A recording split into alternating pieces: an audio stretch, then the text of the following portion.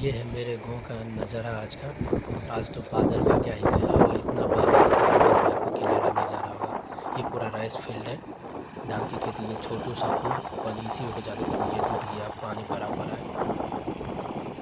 ये देखिए पूरा अभी खेत खाली है चारों तरफ से ही। बस कुछ लोग हैं जो भी हैं वो जा ही रहे हैं अब अपने अपने घर। अभी 3 बज रहे हैं।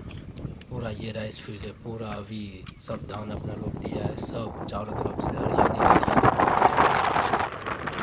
ये नदी में पानी, ये अभी नया पुल बना, वो छोटू पुल को रिकवर करने के लिए। ये मेरा पिंकी साइकिल, ये मेन रोड, ये 2 लाइन। अभी ये जल्द बहुत जल्द 4 लाइन बन जाएगा। पुल में तो पूरा पानी भरा पड़ा है, पहले इसमें बहुत एक्सीडेंट होता था।